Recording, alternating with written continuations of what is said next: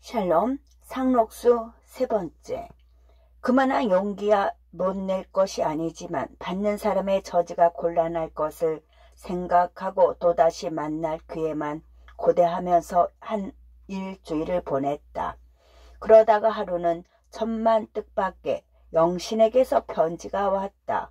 그 시는 남필 같으나 필봉 뒤에는 뭐뭐 여자신학교 기숙사에서 제영신 올림이라고 버젓이 쓰여 있는 것을 보니 동혁의 가슴은 울렁거리지 않을 수 없었다. 그날 밤은 여간 실례를 하지 않았습니다. 미안한 말씀은 형용하기 어렵사오며 충분히 의견을 교환하고 좋은 말씀을 듣지 못한 것도 여간 유감이 되지 않습니다. 그날 밤 백선생도 늦게야 한강에서 돌아오셔서 같이 자면서 간접적으로나마 동혁씨를 소개하였더니 좋은 동지라고 꼭 한번 만나기를 원하십니다. 토요일 저녁마다 농촌 운동에 뜻을 둔 청년 남녀들이 모여서 토론도 하고 간담도 하는 모임이 백선생 댁에서 열리는데 돌아오는 토요일에 올라오셔서 참석하시면 백선생은 물론이고요. 여러 회원들이 여간 환영을 하지 않겠습니다.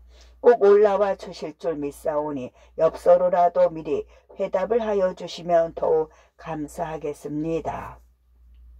동혁은 2번, 3번 읽으며 편지를 손에서 놓을 줄 몰랐다. 영신은 그날 밤 그가 숭배하는 백씨에게서 100%로 동혁을 소개하였다. 어쩌면 동혁이가 영신에 대한 것보다 그 이상으로 박동혁이란 인물의 첫인상이 깊었는지도 모른다. 그 구릿빛 같은 얼굴, 황소처럼 건장한 체격, 거기다가 조금도 꾸밀 줄을 모르면서도 혀끝으로 불길을 품어내는 듯한 열변, 그리고 비록 처음 만났으나마 어두운 길거리로 제 뒤를 따라다니며 보호해 주면서도 조금도 비굴하거나 지나친 친절을 보이지 않던 그 점잖은 몸가짐. 영신이가 입에 침이 발라서 동혁의 외모와 행동을 그려내니까 백씨는 오호 그래? 그런 저런 매우 좋은 청년이로군 하고 서양 여자처럼 연방 감탄사를 늘어놓았다. 그는 팔베개를 하고 자리 위에 비스듬히 누워 곁눈질로 힐끔힐끔 영신의 눈치를 살피더니 아니 영신이가 대본에 그 남자한테 홀딱 반한 게 아니야? 하고 거침없이 한마디를 하고 사내처럼 껄껄껄 웃는다. 영신의 얼굴은 금세 조항물을 끼얹은 것처럼 빨개졌다. 머리를 푹 수그린 채 아이 선생님도 하고 얼굴을 들지 못하는 것을 보고 능갈친 백씨는 나이찬 처녀의 마음속을 뚫고 들여다보는 듯이 그렇지 벼랑간 안가슴 한복판에 화살이 꽉 들어와 박힌 것 같지. 난 못 속이지 난 못 속여 하고 삼어 놀려댄다. 영신은 그렇지 않다는 표시를 하느라고 억지로 얼굴을 쳐들며 제가 그렇게 경솔한 여잔 줄 아세요? 하고 가벼이 대받듯 하였다. 그러면서도 고개는 다시금 부끄러움에 눌려 익은 곡식의 이삭처럼 저절로 수그러진다. 백씨는 한참이나 쌍꺼풀이 진 커다란 눈을 꿈뻑꿈뻑하며 무엇을 생각하다가 손등으로 하품을 누르면서 그렇지만 지금 와서 맘에 맞는 남자가 나타났더라도 하고는 주저주저 하더니 벌써 약혼해 놓은 사람은 어떻게 하려누 하고 혼자 말하듯 하며 돌아 누워 버렸다. 영신은 사흘 뒤에 동혁의 답장을 받았다. 제 모양과 같이 몽뚱한 철필 끝으로 꾹꾹 눌러쓴 글발은 굴다란 횡마다 전기가 통해서 꿈틀거리는 듯 피봉을 뜯는 영신의 손은 가늘게 떨렸다. 주신 9월은 반가이 받았습니다. 그날 저녁에 실례한 것은 이 사람이었소이다. 남자끼리였으면 하룻밤쯤 세우는 것이 문제가 아니었겠지만 영신씨의 사정을 푸느라고 충분히 이야기할 기회를 놓치고 말았습니다. 나 같은 사람을 그러한 의미 있는 의미 깊은 모임에 정하여 주신 것은 감사하지만 오는 토요일에는 교우회에 책임 맡은 것이 있어서 올라가지 못하니 미안합니다. 그러나 그 다음 토요일에는 경성운동장에서 법정과 축구 시합이 있어서 올라가게 되는데 시합이 끝나면 시간이 늦더라도 백선생 댁으로 가겠으니 그때 반가이 뵙겠습니다. 하는 사연이었다. 영신은 그 편지를 백씨에게까지 가지고 가서 보이고 침상머리에 인력을 하루에 몇 번씩 쳐다보면서 그 다음 토요일이 다른 박질로 돌아오기만 고대하였다. 시험하는 날 동혁은 연습할 때와는 단판으로 컨디션이 매우 좋았다. 신문사 같은 데서 후원을 하는 것도 아니오. 아직도 늦더위가 대단해서 그런지 넓은 운동장에 구경꾼은 반쯤밖에 안 찼다. 중학교끼리 대항을 하는 야구와도 달라서 응원도 매우 조용하게 진행되었다. 전반전까지는 골키퍼인 동혁이가 적군이 몰고 돌아와서 손살같이 들이지리는 볼을 서너 번이나 번개불처럼 집어던지고 그 큰 몸뚱이를 방패 삼아서 막아내고 한 덕으로 승부가 없다가 후반에 가서는 선수 중에 두 사람이나 부상자가 생기는데 기운이 꺾여서 고농이 3골이나 졌다. 그러나 체육까지 딱 버티고 서서 문을 지키다가 볼을 막아 내치는 동혁의 믿음성 있고 민화란 동작에는 박수를 보내지 않는 사람이 없었다. 동혁은 풀이 죽은 다른 선수들과 섞여서 운동장을 나왔다. 나오다가 정문 곁에 비켜서서 저를 기다리고 있는 두 여자를 발견하였다. 구경 오셨어요? 동혁은 발을 멈추며 뜻밖의 영신에게 인사를 했다. 그 곁에 초록색 양장을 하고 서서 저를 주목하는 나이가 한 40이나 되어 보이는 여자를 보자 백현경이로구나 하는 즉각적으로 깨달았다. 영신은 가벼이 답례를 한 뒤에 중간에 왔지만 참석 잘 막아내시더군요 하고 흙과 먼지를 뒤집어 쓰고 땀으로 뒤바른 한 동혁의 몸과 얼굴을 훑어보면서 백선생님하고 인사하시죠 하고 양장 부인을 소개한다. 백씨는 동혁이가 모자를 벗을 사이도 없이 다가서며 오 미스터 박 하고 손을 내민다. 동혁은 같이 나오던 선수들이 흘끔흘끔 들여다보며 돌아다보며 무엇라고 수근거리며 전차길로 건너가는 것을 보면서 흙투성이가 된 운동복 바지에다 얼른 손바닥을 문지르며 백씨와 악수를 받았다. 박동혁이 올시다. 백선생의 선성은 많이 들었습니다. 하고 체구에 걸맞지 않게 수줍어한다. 백씨가 이 미스 제가 자꾸만 구경을 가자고 졸라서요 하고 돌아다 보니 영신은 아이 선생님도 제가 언제 졸랐어요 하고 백선생의 말끝을 문지르며 살짝 흘겨본다. 아무튼 아주 파인 플레이를 보여주셔서 여간 유쾌하지 않았습니다 하고 백씨의 칭찬에 천만에요. 두 분이 오실 줄 알았다면 꼭 이길 걸 그랬습니다 하고 동혁은 허연 이를 드러내며 운동선수다운 쾌활한 웃음을 웃어 보인다.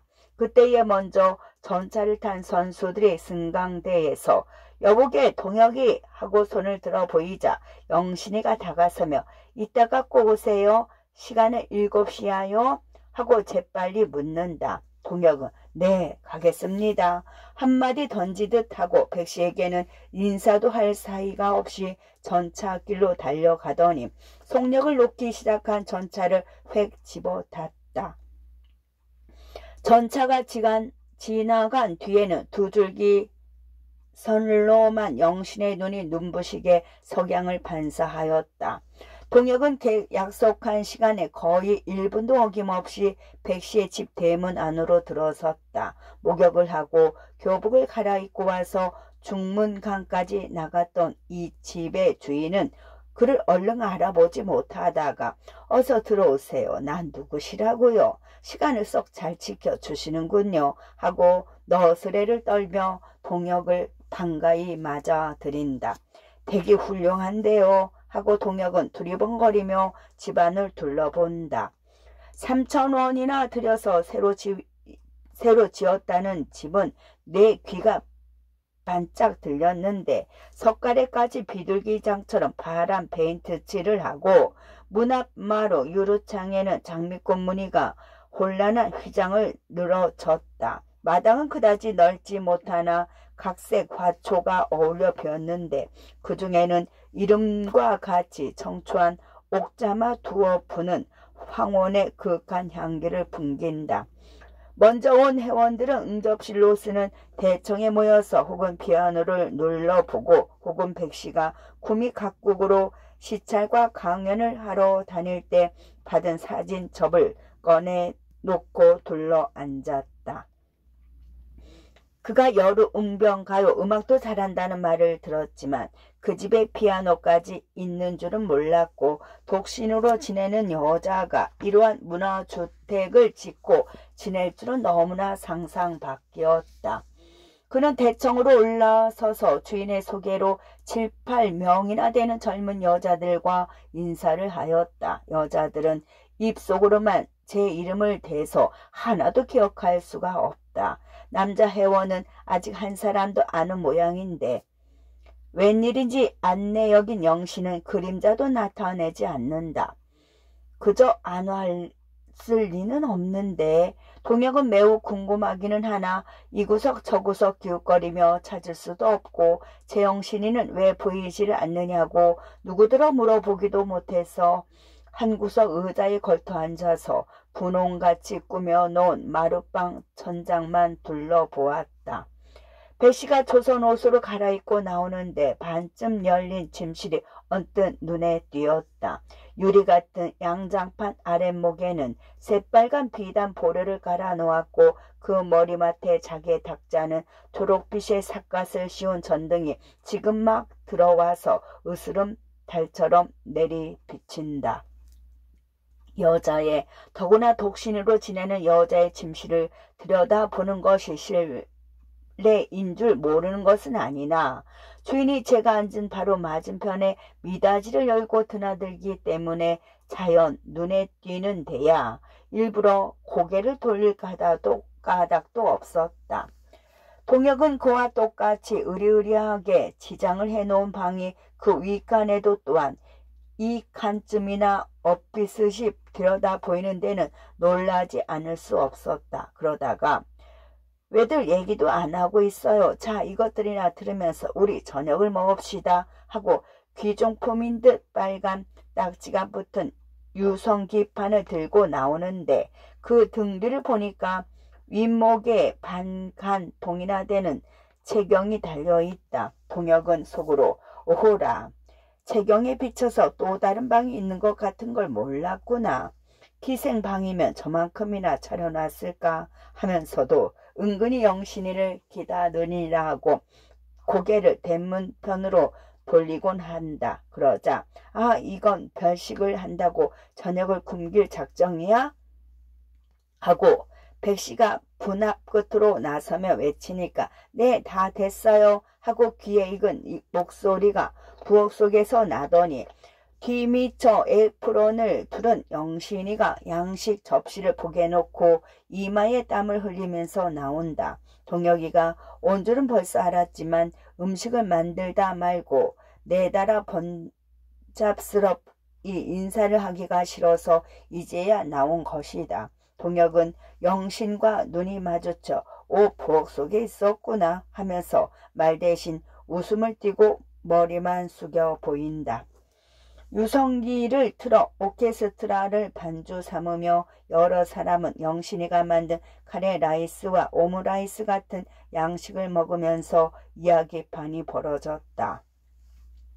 이야기판이 벌어졌 때도 영신은 이 집에 식모와 함께 취중을 드느라고 부엌으로 들락날락하고 농민수양소 여자부에서 초대를 받아온 시골 학생들은 처음으로 먹는 양식을 잘못 먹다가 흉이나 잡힐까봐 포크를 들고 남의 눈치들만 보는데 백씨 혼자서 떠들어댄다.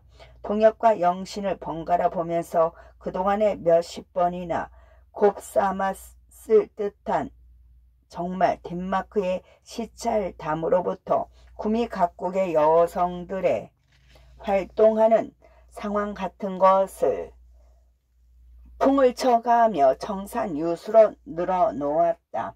청년의 농촌 지도부 간사로 있는 얼굴이 노란 김씨라는 사람이 늦게야 참석을 해서 인사를 하였을 뿐이요. 남자는 단 2사람.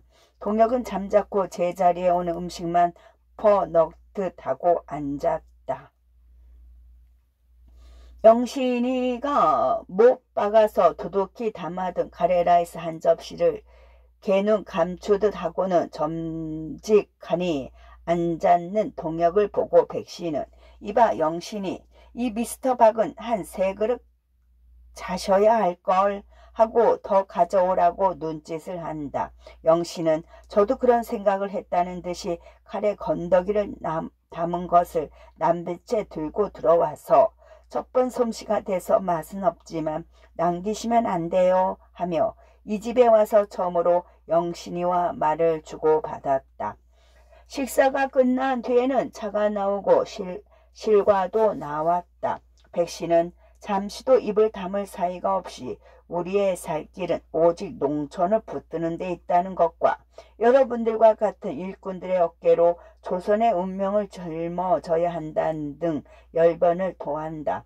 여러 사람들이 매우 감동이 된 듯 머리를 숙이고 있는 것을 보고 백씨는 미스터 박, 그동안 많이 활동을 하셨다니 그 얘기를 좀 들려주시죠. 많은 참고가 될 줄 믿습니다. 하고 농촌 운동에 관한 감상을 묻는다. 동혁은 나는 여러분의 말씀을 들으려고 왔으니까요 하고 사형을 하여도 무슨 말이든지 해달라고 굳이 조르다시피 하니까 동혁은 못 이기는 체하고 잣잔을 입에서 떼며 뒤통수를 긁적긁적 하더니 그럼 한마디 하지만 들으시기가 좀 거부스러우실지도 모를걸요 하고 뒤를 다진다. 온 천만의 좋은 말은 귀에 거스리는 법이라는데요. 사귀에 능란한 백씨가 낯을 조금 붉히는 듯 하면서도 그만한 대답쯤은 예사로 한다. 동혁은 실내의 장식과 여러 사람의 얼굴을 다시 한번 둘러본 뒤에 나는 뒷골목으로 남의 흉을 본다든지 당자가 듣지 않는 데서 뒷공론을 하는 걸 싫어하는 성미예요 하고 화두를 꺼내더니 목소리를 떨어뜨려 이런 모임이 고적하게 지내는 백선생님을 가끔 위로해 드리는 사교적 회합이라면 모르지만 농촌을 지도할 분자들이 장래에 할 일을 의논하려는 모임 같지는 않은 감상이 들었어요 하고 눈도 깜짝거리지 않고 쳐다보는 영신을 향해서 말하듯이 나는 이런 전경을 눈앞에 그려보고 있었는데 들판에 정자라고 할 수 있는 원두막에서 우리들이 모였다고 합시다. 몇 사람은 밭으로 내려가서 단내가 물큰하고 코를 찌르는 자매나 한여름이나 되는 수박을 둥둥 두드려 보고는 꼭지를 비틀어서 이빨이 저리도록 찬 샘물에다가 흠씩 담가 두거든요.